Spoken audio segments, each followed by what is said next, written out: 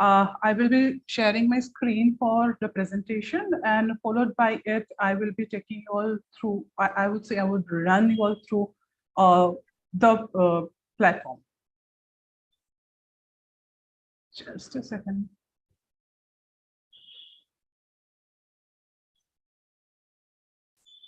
Stopping the video so that I get good bandwidth.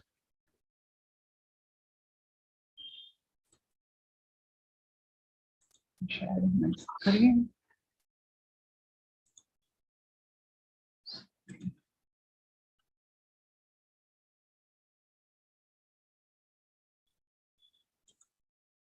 Just a second.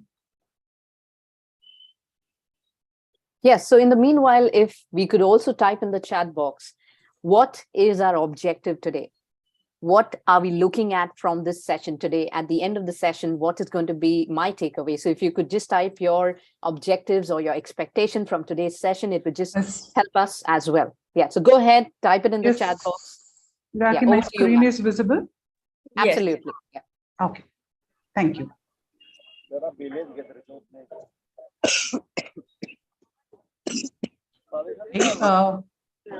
What exactly is Prep Study? It is an AI-based online assessment platform, as Raki said, designed for diagnostic and formative assessment. Our motto is Padhega India, Padhayega India. In short, we want to equip teachers with technology, which will help them to empower their students and also create future teachers. So we say Padhayega India. Should I go for full screen? Just a second. Yeah.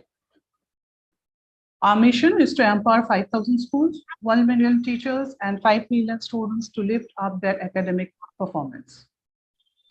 I will take you all to the features of the platform.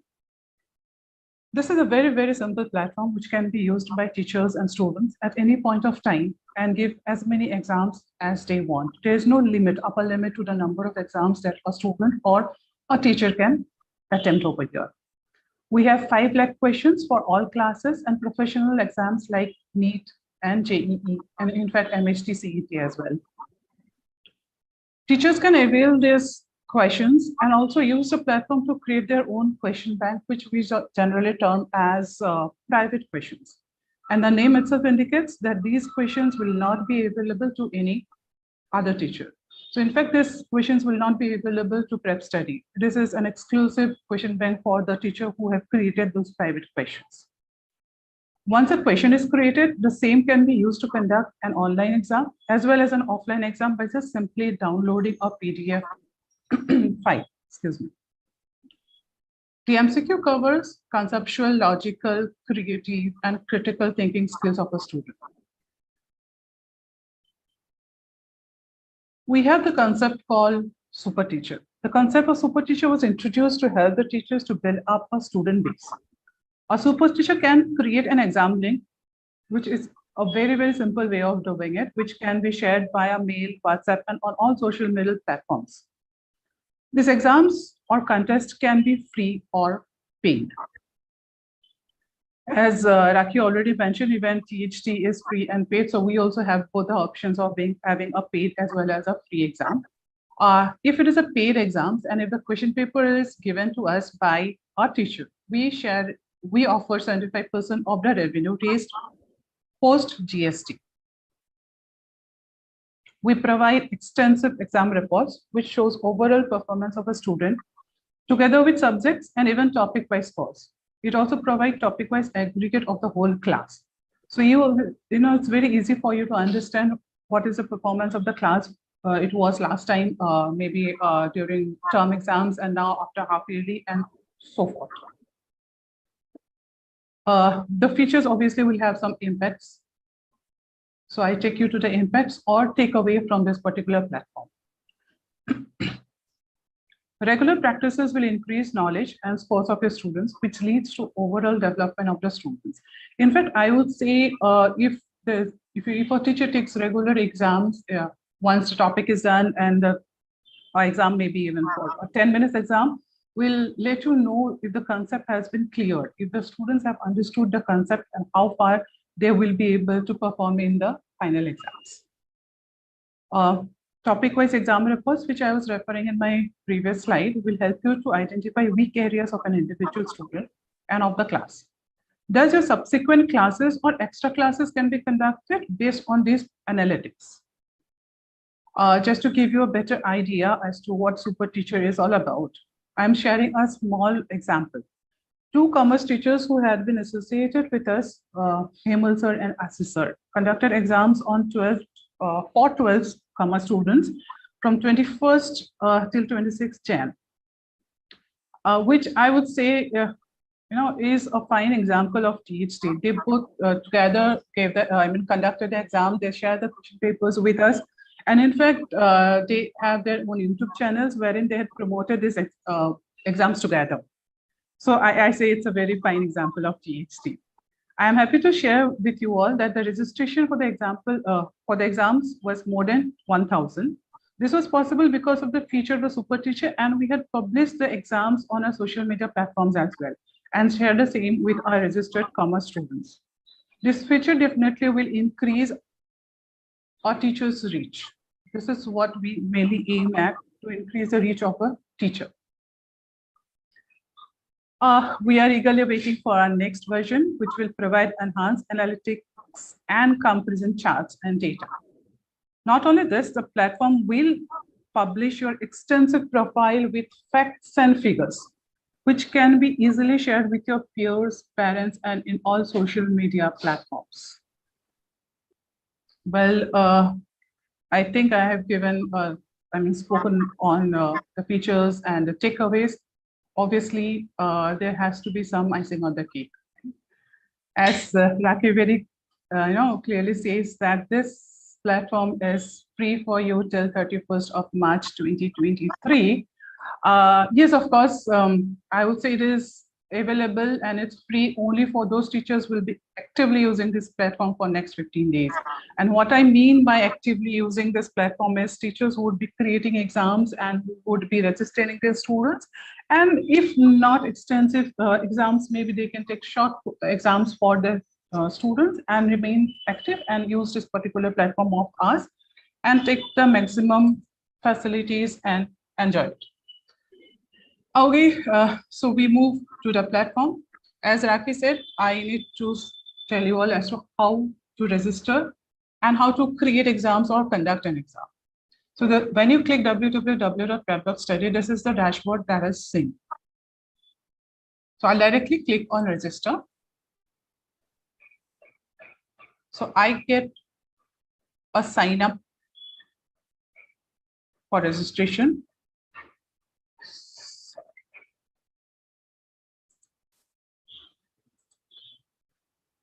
The first field itself says I need to select whether I am a student or a teacher.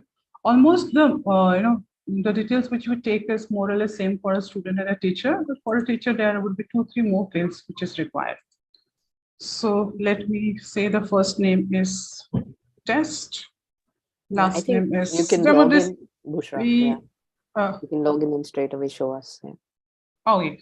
So this is a very simple form which can be filled up, and obviously you sign up and then you are ready to start. Yeah, I think thanks to pandemic, we've filled many forms now. Yeah, that's why I was just wondering whether I should be filling it up or not.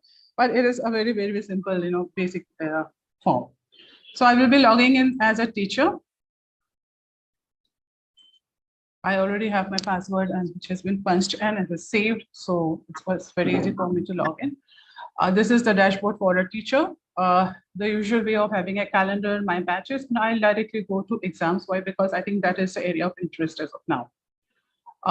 Later on, if we get the teacher's registration, so obviously I'll take through our extensive demo as to how to create batches, or maybe I can say it is the classes, and how to include the number of students into the classes.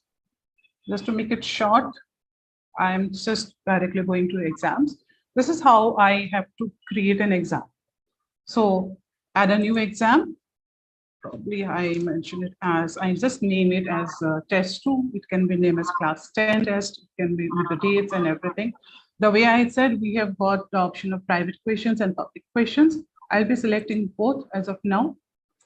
Prior to that, I would also like to say that private questions, it's very easy to upload your questions into the platform. It is just a simple format of Excel sheet which can be uploaded, and then immediately you can use those questions for set for yourself. We have options like schools, bank PO, and very well Rakhi said about having board exams, state boards. So we have included Maharashtra board as of now. And going forward, we are considering many other state boards to be included. So I'll be selecting school because school basically refers to CBSE course. For convenience, I'm just selecting class 10. Subject, you can select single subject or you can go for multiple subjects. I am selecting multiple subjects. So when you select the subjects, you will get a list of topics below the subject. And that particular list will also give you the number of questions that is available for that particular subject. For example, if you see, I have highlighted acid, bases, and salts, which have got 333 number of questions in that particular topic. So let me select two from English, active and passive voice, which have got 182, and adverb have got 130. I will directly move to the next window. Here I have got evaluation mode, normal mode, and negative mode. Obviously, for now, I'll select normal mode. For the professional exams, we have got those negative markings. Number of questions would be 10 as of now. The maximum number is 200. Same goes to the time exam duration, which is 10 as of now. For convenience, yes, it can. It again takes 200 minutes. I have got two options to create the exam. One is create question set. If I click on create question set, I will be creating the question set immediately within a minute because it is going to be system created question. But if I click on create custom question set, obviously I'll get a customized question paper. Exam type nationwide. I was talking about super teacher and I was talking about open exams. So when you want to conduct an open exam, you have to select nationwide exams, and otherwise you have to select general test, which will be exclusive for only your students. You can give a score of 1, 2, 3, 4, whichever you feel like, whichever is applicable for you. We have got fixed allocation and random allocation. I would always suggest to go for random allocation because you get the flexibility of changing the numbers of selections over here. So I have selected 6. I can select 4 over here. If I select 4, I'll have to select 4 in the number of questions as well. I will be selecting 6 over here just to remove the error. It's as simple as this. I have modified the numbers. Instead of going for 5, 5, now I have selected 4 and 6.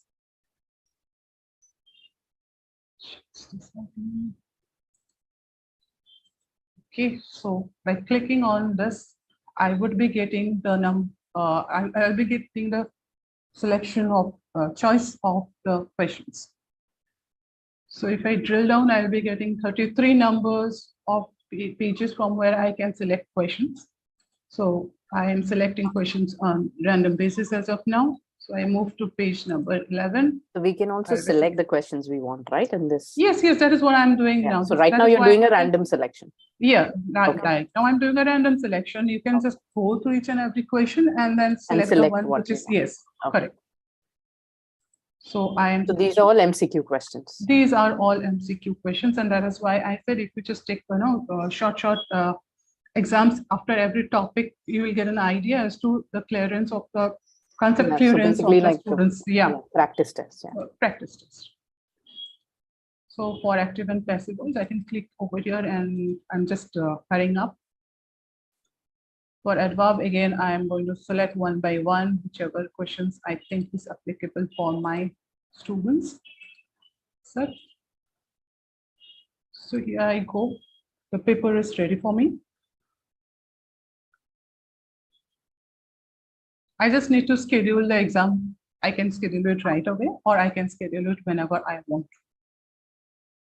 So the exam paper is ready for me. So this is the paper. I can view the questions. I can view the questions with answers. I can download the question paper. And this is how you can have conduct an offline exam for the students. I will take you through the reports which is generated so that you will understand the analytics part which I was talking about. I will go to my exams and the past exams. This exam was just conducted 2-3 days ago for one of our schools. So let me take class 10.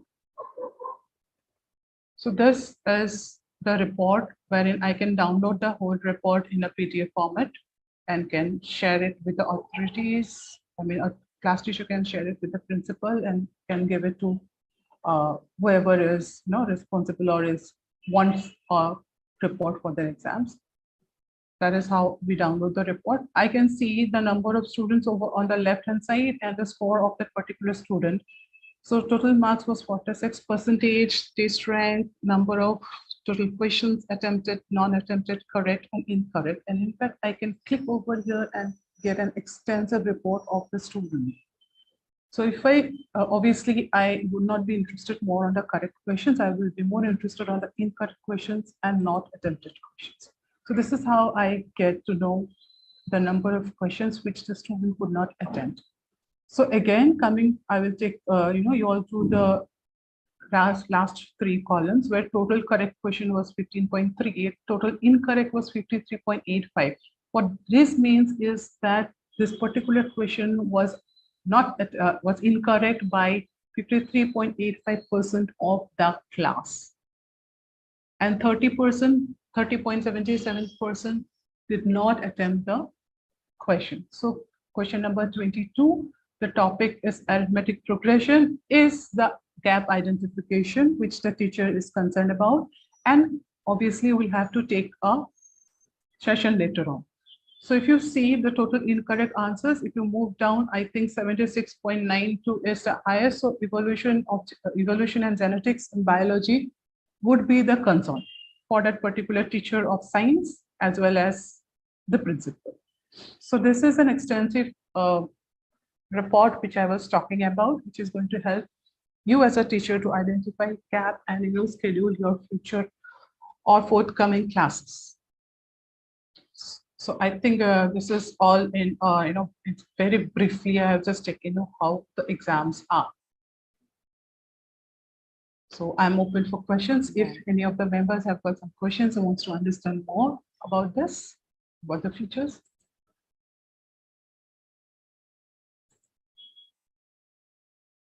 Yeah, I think if you could raise your hand and I can then unmute you. So that is something that we can do because everyone is on unmute right now. So if you would like to ask a question, you can raise your hand. Yeah, in fact, we have already shared a Google form wherein you can register and ask for a complete demo. Yes. This was really very brief, considering the time and the way you said it's Friday evening. So I'm making it very, very brief for you all. Just a run through.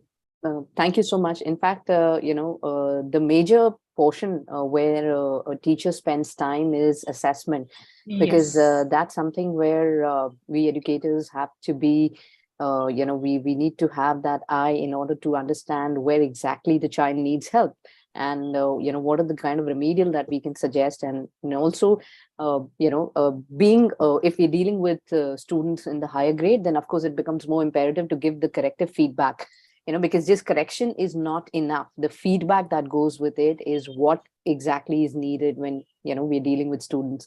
So this platform, the way the assessment is, taken care of, I think that's the beauty where we don't have to spend time on correcting and understanding which ones are not attempted. And it's not only a correction of it. Together with it, you get the analytics, it's really very difficult, and it is taught, year after year, I would say exam after exam. So you get a very much cumulative report of each and every student and of the whole class itself. So that makes the difference. And this can be shared with the parents.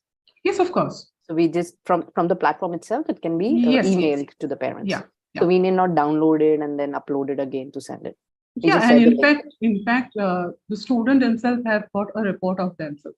That's what I said. I just didn't take you all through. Our student will be able to find, will see the question and answers. The wrong answers will also be reflected, and the correct answers is also going to be reflected. They have even more extensive report, diagrammatic report for them. Awesome, awesome. So Thank obviously you. the students, parents can, take an access and have a look at all those reports. So as soon as the examination is done, the assessment report is out there for them to see. Yeah. Wow. Yeah, that's the power of technology, where that's what, it comes handy for teachers, where, we are always struggling with meeting deadlines, and, there are so many priorities for an educator, and such tools actually come handy, especially when it's related to assessment. And yes, and of course, when it comes to diagnostic assessment, such tools really come handy. So thank you so much, Barsha, for this introduction of the My platform. pleasure, my pleasure. And I would like to thank THT, Raki, you, and all the members present over here. I hope we will be able to add some value to each and every teacher, every members who's present over here. Yeah, absolutely. I think you must share the platform link as well in the chat box, so that teachers can go and register and start experimenting with the platform. As That's what actually, what and kind we of are very much questions, open, and we are very much open for feedbacks and feedback. suggestions. Yes, absolutely. So my recommendation would be, teachers, go ahead, register on the platform, explore the platform, look at the kind of questions that the platform has curated. And if it saves time, then why not? If technology saves your time, then that tool must really be used. So go ahead, Barsha, if you could share the platform link in the comment section. So I'm just doing that. Can a school in Ghana use it? Well, it all depends on the kind of curriculum syllabus that's being followed, Eric. So if you feel that your content is actually, something, the answer is yes. Great, Barsha. Barsha has already answered that question. So yeah, go ahead, experiment. We are already in talks with some few countries. So that's the way I can very confidently say the answer is yes. Lovely. But I would still say, first experiment with the platform. And, as a teacher, once we experiment with the platform, which is www.prep.study, you will be able to understand. ICSE board is ignored. Barsha, that's for you to answer. Yes, very much. The way I said, we are just, bifurcating the questions, and very soon we'll be adding ICSE as one of the tabs over there. Yeah, but I also feel that whether ICSE, CBSE, some questions are overlapping. So maybe you could even check for questions which you may not actually use the platform to the T, but actually you can select the questions. So this is actually an ever-evolving platform, I would say. Absolutely. So yes, as many boards, that many questions. Yes. Great. So thank you so much. And for those of you who have any doubts regarding the platform, they can mention it in the chat box, and Barsha will be available to take that as and when the session is on. And of course, now we would like to also move on to the next part of the session, as promised, that in order to use platforms like these, it really becomes, thank you for sharing the email ID, Barsha, operations@prep.study. So please note down the email ID, operations@prep.study, and you can write to them in case of any queries or feedback or anything that you would like them to offer on the platform for you and to make your job more easier. So please go ahead, note down the email ID.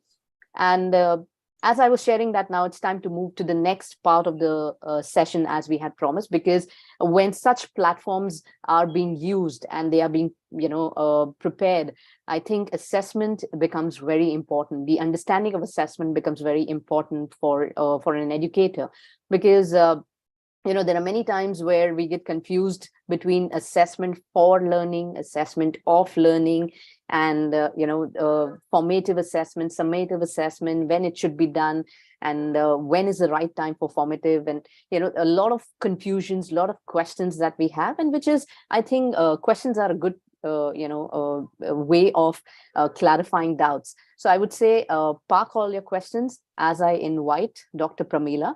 So Ms. Barsha, if you could stop sharing your screen, and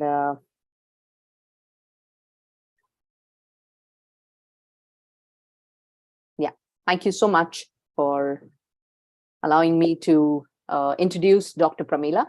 So we have Dr. Pramila with us, Dr. Pramila Kudwa. She has been an ex-principal of Pawar Public School, Kandivali, and Not only that, she's also been an ex-principal of Aryavidya Mandir, Bandra East, and Hasnath High School, ICSE, way long back.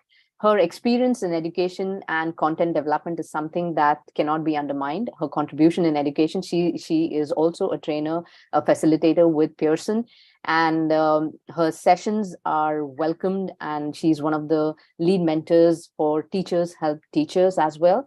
And today's session is, of course, about assessment, and who better than her to share her experience when it comes to assessment. I believe being a school leader and having seen both aspects, from the parents' perspective as well as from the teacher's perspective, what matters is, what is being done in the classroom. The objectives that are being set are also in align with the holistic objective of the school, as well as of keeping in mind the needs of the parents from the school. So I would like to invite Dr. Pramila Kudva. Over to you, ma'am.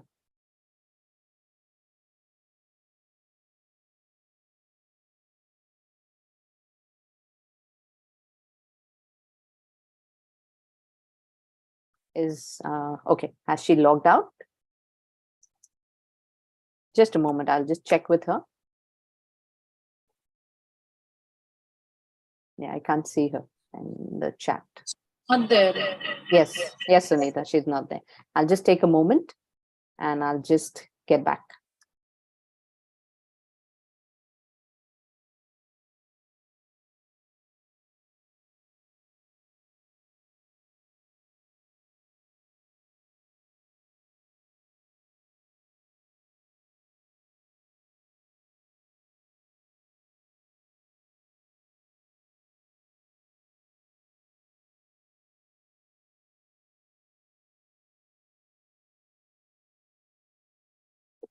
Yeah, so she's facing some internet issue, but she's going to be joining in a couple of minutes.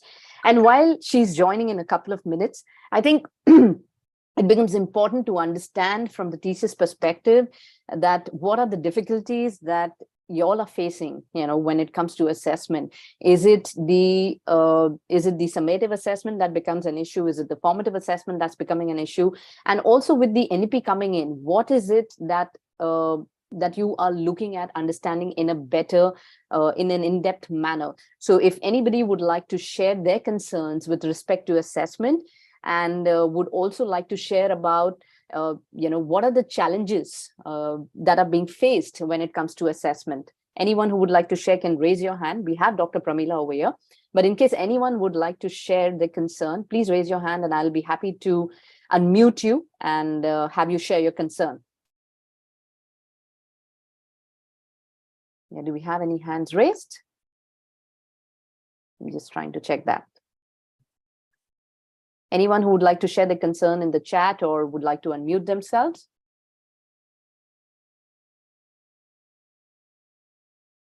Okay.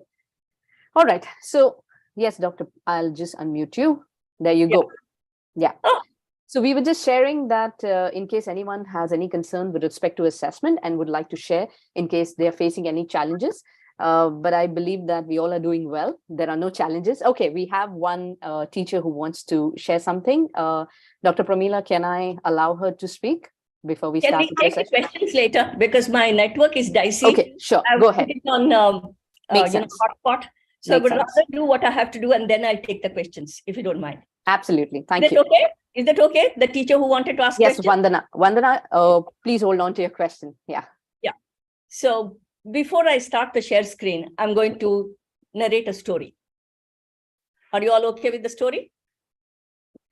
Say yes or no, because I'll be asking questions. Yes, ma'am. Yes. All right.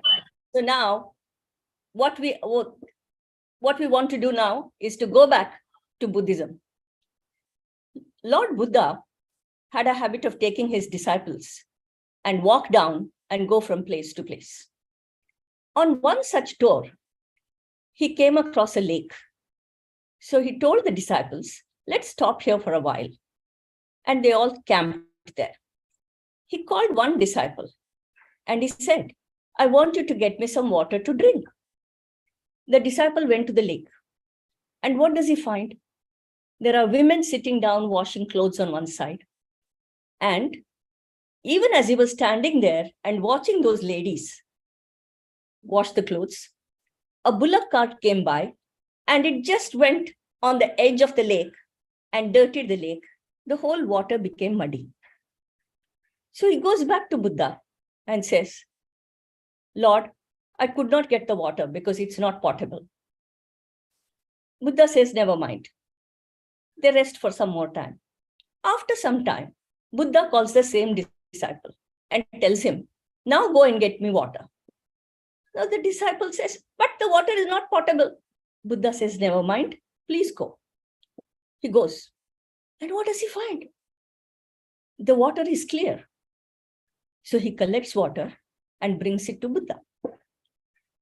Now Buddha takes the water, smiles at the disciple and tells him, what did you do? You just let the water stay and the mud settle down.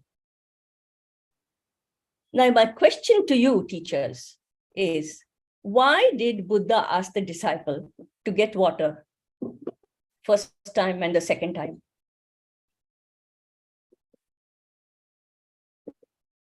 You can chat, you can type in the chat box if you want.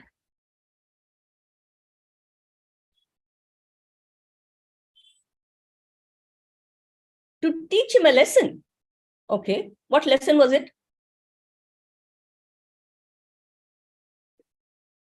Others, please type in. To let him learn on his own, very good. Problem settles down after a while. To teach him the value of having patience, okay? Sometimes you need to let things be, very good. Active learning, excellent.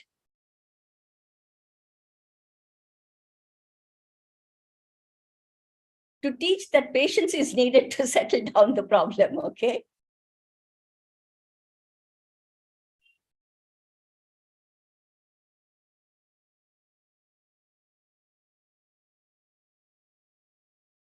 Decision-making and problem-solving skills come in here as well, okay? For him to assess things on his own and figure out to every problem, there is a solution. Excellent, excellent, experimental learning.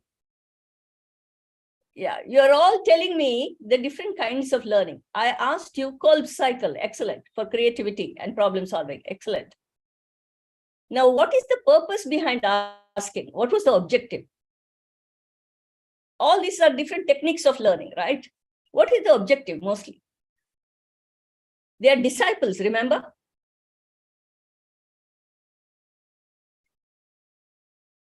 He wanted him to reflect, okay? Disciples can be equated to students?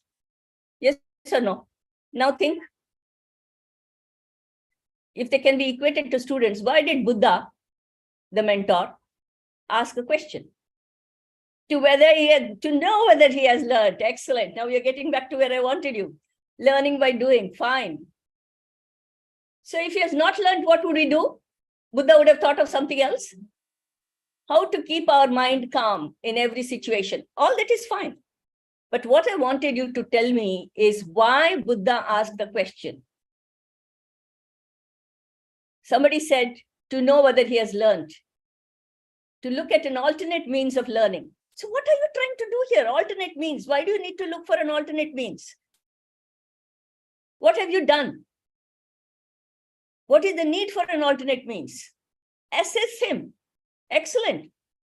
Differentiated learning. Wow, I think we'll stop here. Let me share the screen now.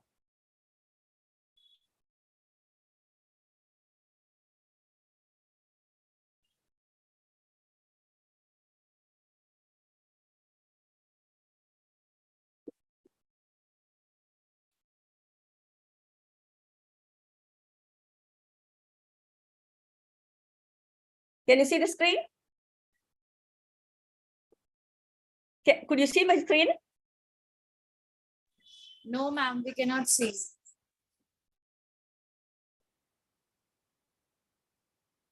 Why is it enabled? Share screen. Disabled participant. I've been disabled. I need to share the screen. My screen sharing is disabled.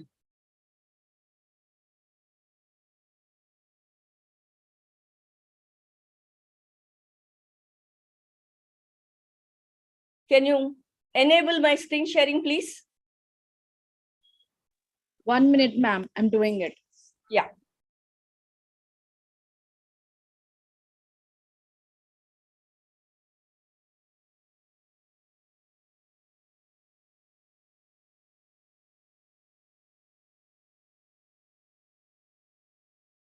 It's still disabled.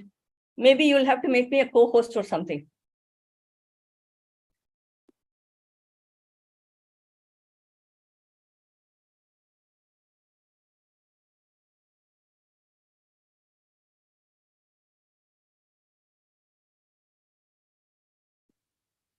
Make me the co-host.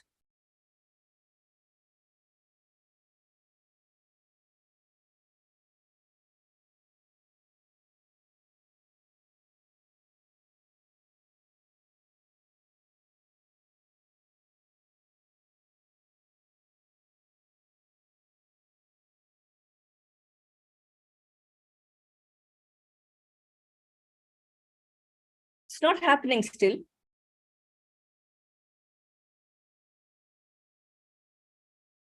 Should I attach my PPT here and send it to you so you can show it from there?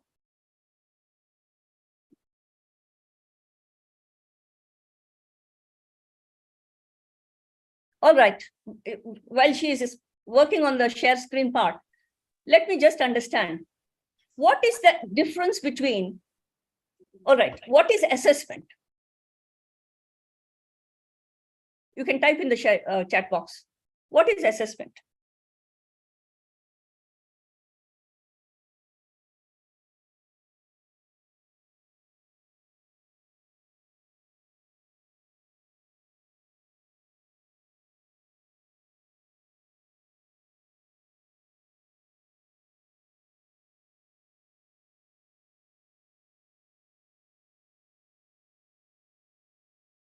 I'm trying, ma'am, because Rakhi ma'am is not here, no?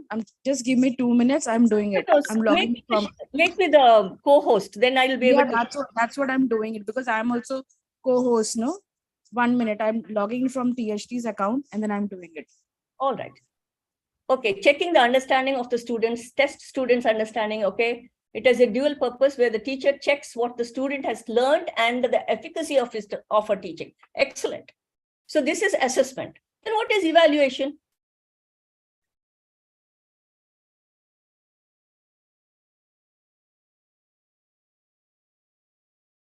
Now it's becoming a little dicey, isn't it? To find out whether the teaching learning process is successful or not, okay? Knowing the level of learning.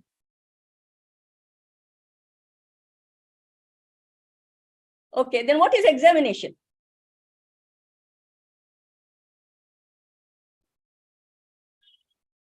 What is examination?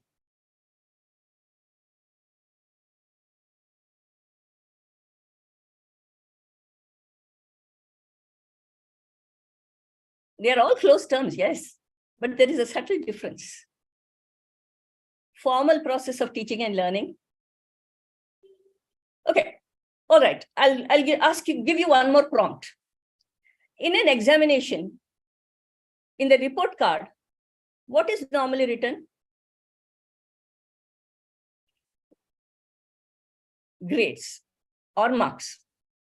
If it is an evaluation, what would you be writing?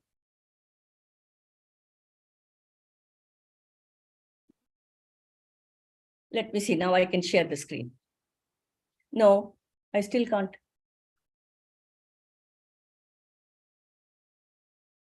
Now it's an examination, what you get the grades. If it's an evaluation, you will give the remarks. And if it's an assessment,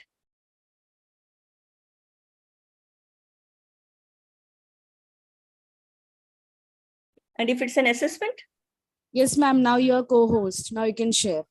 Okay, now I don't even have the share screen option here.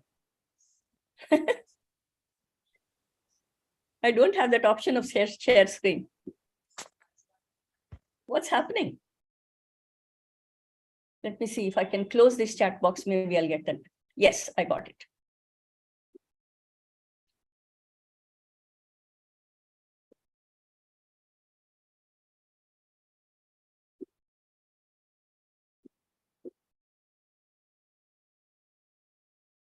We can see your screen, ma'am. You can see it now?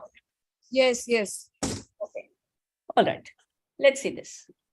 Assessment is the means of gathering evidence of student learning. What Gautam Buddha was doing was assessing the disciple. Evaluation refers to judging the quality of work and assigning a value. Purpose of evaluation is value judgment. Now, when you evaluate the student, you tell the student, you need to work on your grammar.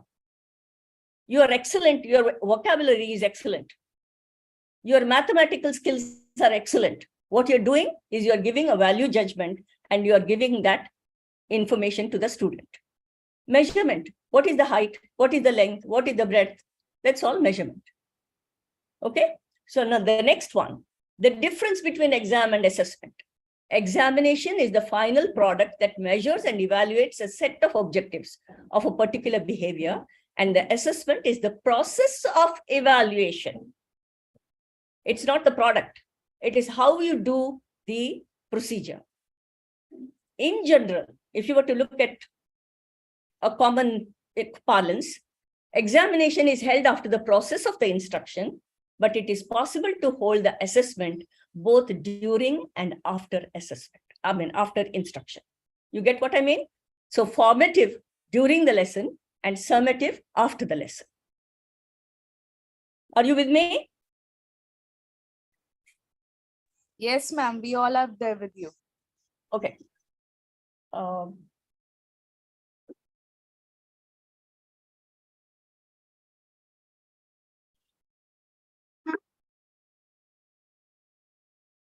So now let me take you to the NEP. NEP has written down a few rules as far as exams are concerned. It says the testing has to focus on achievement of essential learning outcomes, which is critical. And assessment of core concepts and knowledge, higher order skills, and its application to real life, moving away from rote learning. So these two are critical. Just keep that in mind.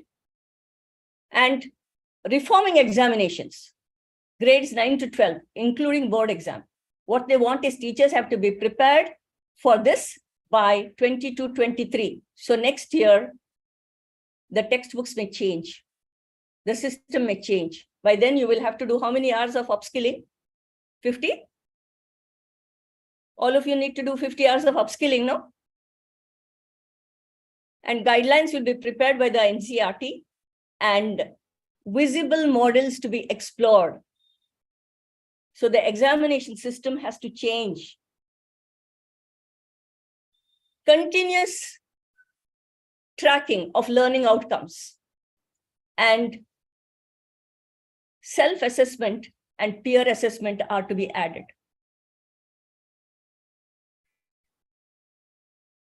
So keeping this in perspective, let us look at this examination paper corrected by the teacher.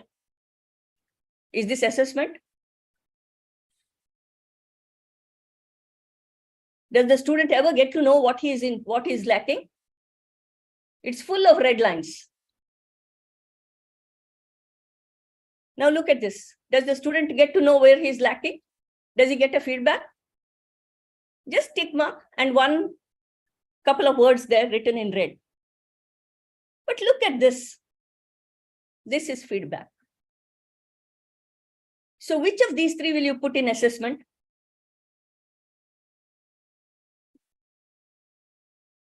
Where the feedback is to be given?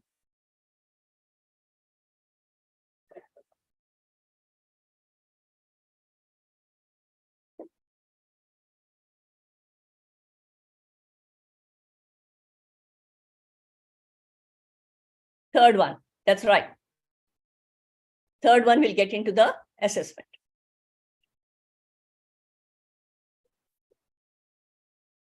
One minute.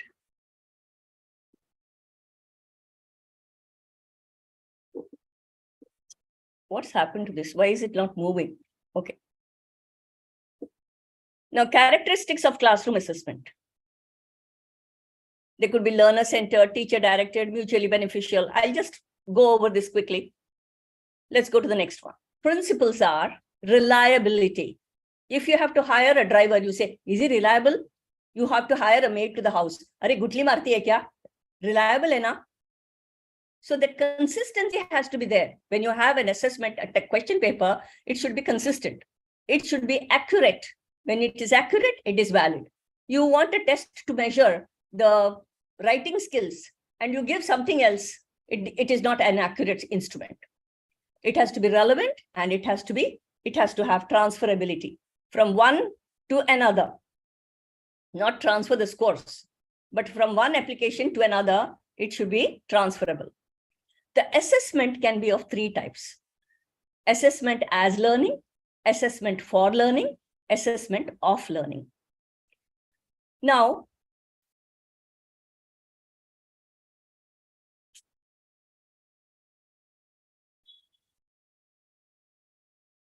it can be based on purpose.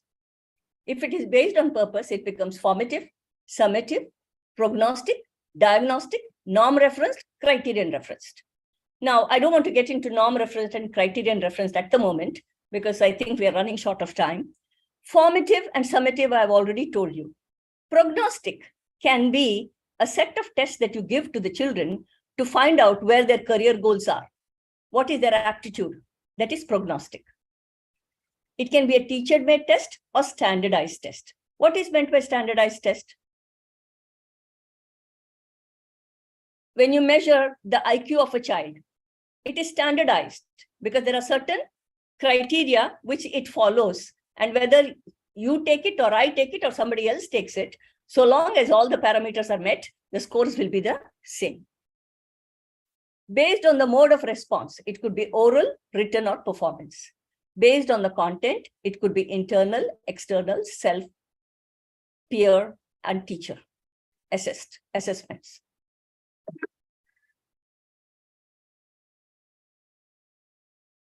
Now, assessment as learning is one of the best modes of assessment. In other words, you're teaching the children to learn. So they will be able to work on their own and learn. So the job of a teacher here is not to tell them what they need to do, but to be a facilitator. To get them to find out for themselves. So assessment as learning empowers the students. It gives right to critical thinking, and ownership of learning lies with the students. The onus is with the student. Let me give you an example. We wanted to do, when I was the principal of the school, I retired about a couple of months ago. I was a principal of an ICSE school for about 18 years. And in one of those schools, what we did was, we wanted to have the children understand what is meant by vertical gardening. And we wanted them to also understand what is trickle drip irrigation. So what we did was got them to bring those large bottles of soft drink, empty ones, cut it, put mud in it, and hang it vertically down in a serpentine manner. So the water goes right across and falls drip by drip from the first to the last. So they understood the concept. So by doing it, they have learned it. You mentioned about experiential learning. You mentioned about activity-based learning.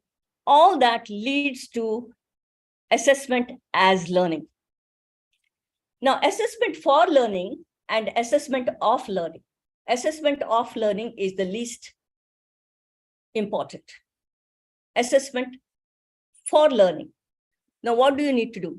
Assessment to spread throughout the teaching and learning process. And it is designed to assist in improving learning. It is continuously done by providing descriptive feedback, and it is not reported as a part of achievement grade. So when you have assessment for learning, it is not something where you give the grades, whereas of learning, it checks what has been learned and it summarizes the learning. It presents a periodic report and gives achievement grade. So which one belongs to the examination? AFL or the next one? You can answer. Because this is not moving to the side. Okay, the next one, fine. The summative assessment of learning is the examination. Now, here is an example of formative evaluation. You can get the children to stand in circles, make groups of 6, and one child stands in the middle. The purpose here is to correlate biology and physics. Why do we need 2 years? Sound travels in straight lines. Why do we need 2 years? So the children form groups of 6, and there is one child in the middle, and the others who are there have to make a sound, clap or snap the fingers. And the child, what he has to do is close his eyes, cover one ear, and listen, and point out to the child who made the sound. After some time, both the hand is still covering the eye, but both the ears are open. And then the children have to decide and discuss. All of them will take turns in doing this. They will discuss and find out why we need 2 years. Okay, now the same example, if you were to take for summative, what would you do? Why do we need? What they have to find out is that the purpose behind having 2 years as opposed to 1. Why do animals need 2 years? Whether they are hunted or whether they are hunters, they all have 2 years. I don't know if you have noticed, the deer, when they're grazing, if the tiger comes in, the first thing they do is stop grazing, perk up their ears and look in the direction of the sound. You and I will be wondering, we'll be sitting in their jeeps waiting to see the tiger, but they would have spotted and they would know exactly where the tiger is coming from. So you could read your screens. So if one of the senses is missing, one of the other senses will be stronger in that individual.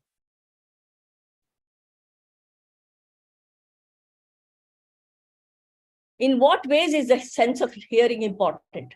What are some of the ways in which hearing enriches our lives?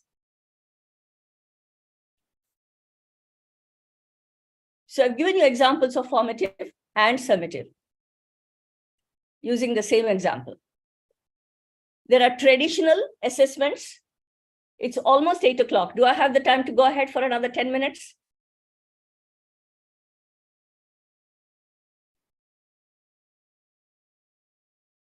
Yes? Audience, you have to answer me.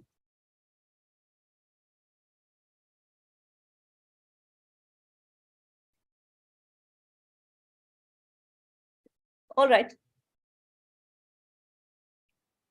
So peer assessment, checklist, task list, and portfolio. These are some of the modern forms of assessment. I will take you through peer assessment. One of the best techniques of peer assessment is think, pair, and share. I think all of you know about this. Checklist is a to-do list. All of us have a checklist. You want to go on a trip, you make a checklist. You have to take the children on a field trip, the teachers make a checklist. The task list is where you have to check out the tasks, what you need to do. For example, the pilots go through a list of series of tasks before takeoff. Before a fire drill, there is a list of tasks to be completed. These are all. If they don't do it, then there's going to be a penalty. It's going to be, the implications are going to be bad. So task list is very critical. It's very, very critical. The same way, maybe teachers can also have a task list on class management. Portfolio, all those who are associated with the ICSE know there is a portfolio which you have to maintain as far as the art subject is concerned. But portfolio can be used for all subjects. It will show the growth over time, and it may be used to promote a student's abilities, and it can be used to evaluate the student's learning and compare. And it can be a combination of all. The portfolio that you prepared at the beginning of the year and the portfolio that you prepared at the end of the year, when you compare, you will know whether the student has learned or not learned. But for all this, you need a rubric. What is a rubric? A rubric has performance criteria. It has got rating scales like level 1, level 2, level 3, level 4, and it has got descriptors. Now I'll show you. This is a 4-point rubric. Levels: exceptional, admirable, acceptable, and amateur. There are 4 levels.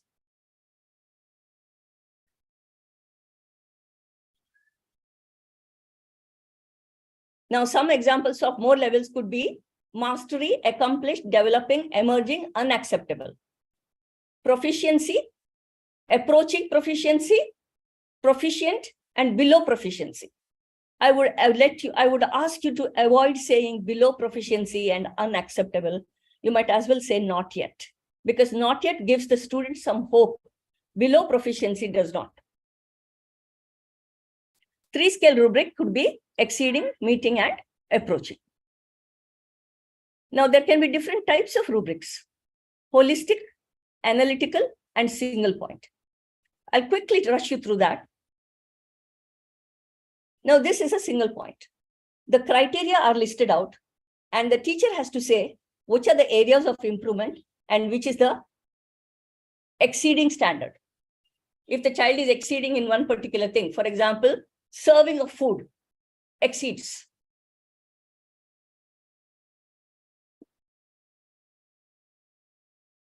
So, but the problem here is, in a single point rubric, the teacher has to do a lot of writing. So it is not generally advisable because teachers have enough things to do. This is a This is a holistic rubric. And there are how many levels? 3 levels: approaching, meeting, and exceeding. In approaching, student can identify that plants used sunlight, photosynthesis, biology. Second one, in meeting, student can explain the process of photosynthesis. In exceeding, he can explain the importance of photosynthesis. Are you getting what I'm trying to explain here? Approaching is base level, meeting is the higher level, exceeding is the top level. Student summarizes that plants give vegetables, fruit, cereals. Student summarizes that plants give medicines, timber, rubber. Student explains the importance of Vana Mahotsav. Public speaking, there are different criteria I've listed out. You may have a look.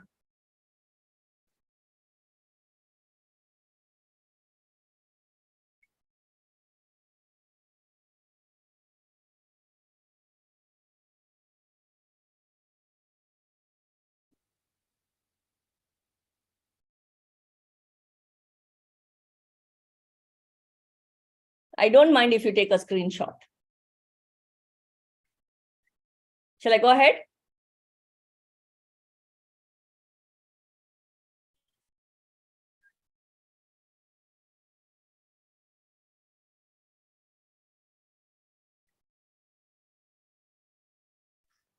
Yes, madam. You've seen it? It's clear to you? Yes, ma'am, it's clear. Yeah. Which are the criteria? You want me to go back to the, wait.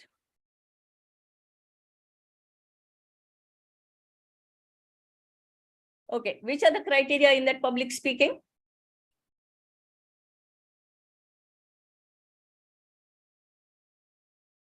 You saw this again? Shall we go back to public speaking? Then you will tell me which are the descriptors, which are the criteria, okay? All right. Which are the descriptors, which are the criteria?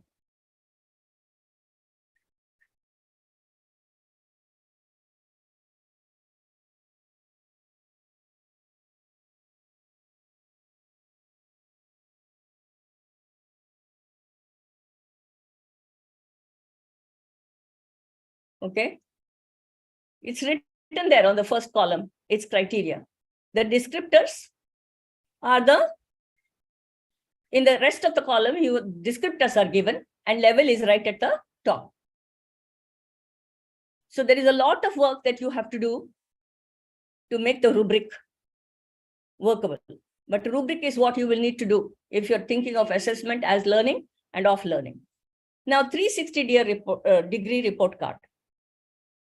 It involves peer assessment, and it also involves teacher assessment and self-assessment. An individual student is expected to write his or her own, assess his or her own performance. Now, but here, when you give some self-assessment reports, some of them have such high opinion about themselves that they will think everything that they do is right. But there are some who have a poor opinion of themselves, then they may not be able to assess themselves properly. So peer assessment is also put in along with it, and the teacher also has to assess. It is a 360-degree report in that sense. All three have to go report. Sometimes parents' opinion is also taken. I say sometimes because always it is not possible. So now 360-degree or holistic assessment assesses different aspects of children's learning and development in different contexts, environments, and relationships. So what is meant by this?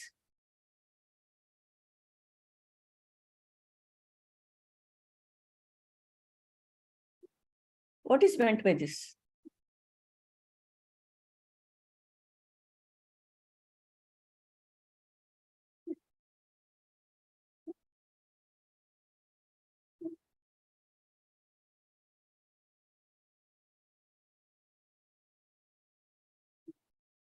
In different contexts, environments, and relationships. It's objective, yes. Okay, let me give you one more prop. You want to assess the student's ability of scientific temper. Which are the various areas that you will assess it?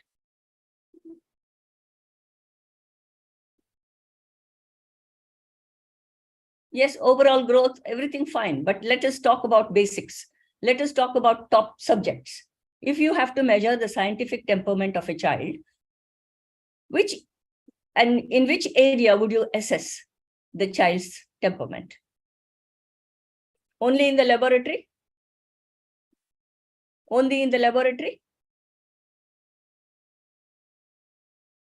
Logical thinking, that's right.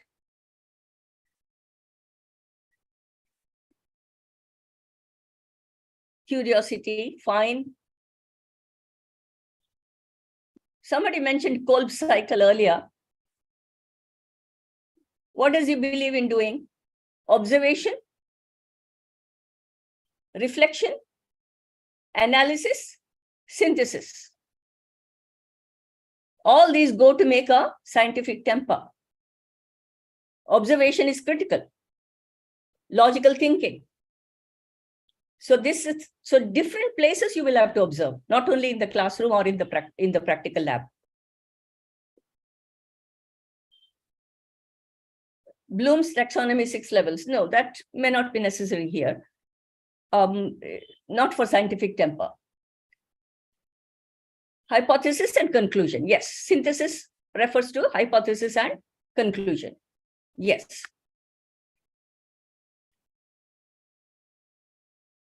Now, peer assessment, how would you ensure that they do that?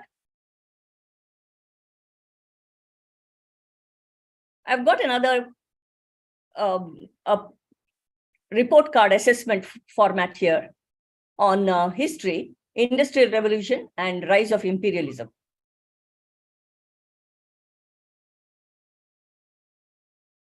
Just have a look and see if it makes sense to you.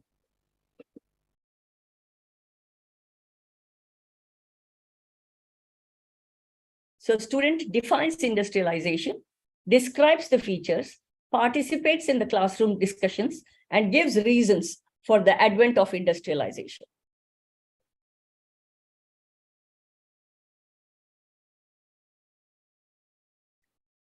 So self-assessment, peer assessment, and teacher assessment. What kind of a rubric is this? Analytical or holistic? I'm giving you the prompts because I thought maybe you have not really internalized it. Holistic or analytical?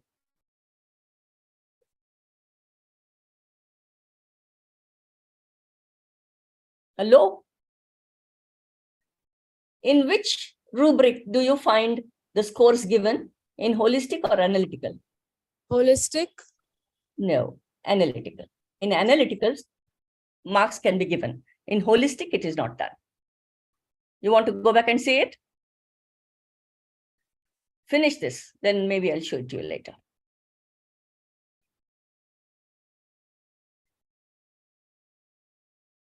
This is done? You got the hang of this? Yes, ma'am. All right. Okay, I finished with my share. I rushed through it a bit because I lost a lot of time with this, not being able to share and not being able to log in and things like that. So I just rushed through it a bit. I do hope you got the gist of what you came here to get. So I'm open to questions.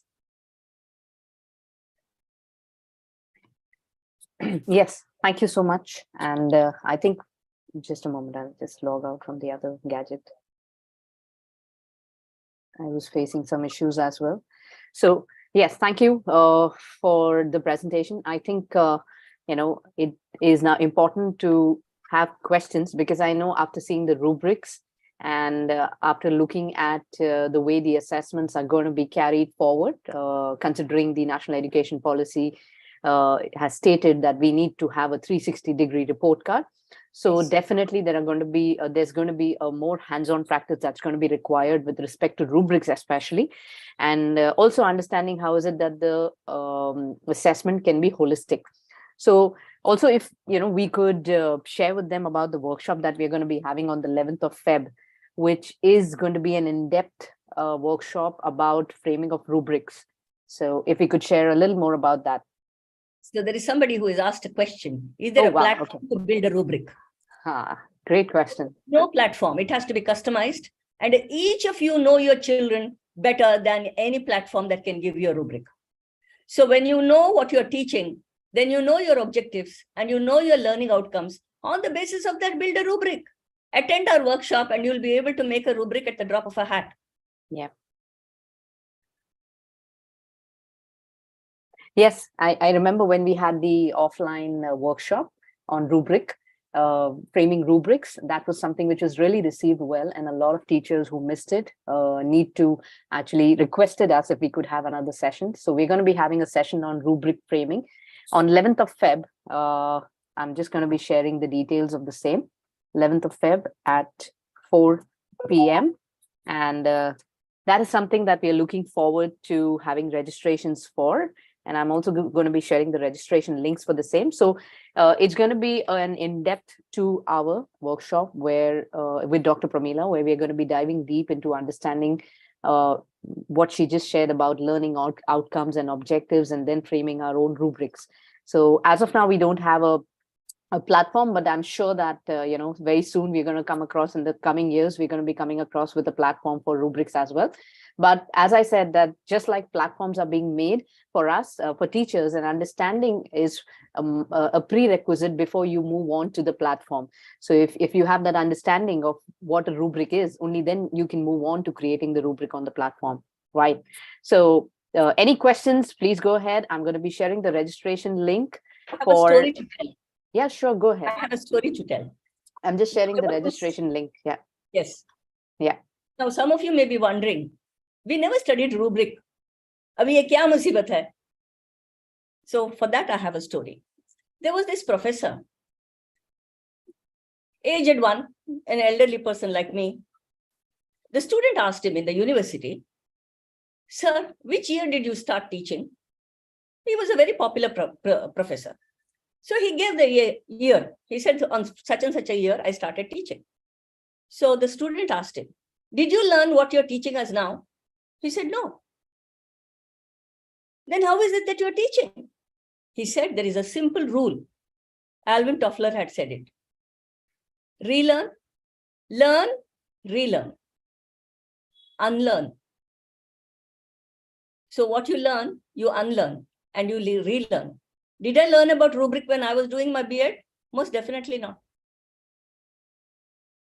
So teaching has to be a profession where we keep learning as we move on.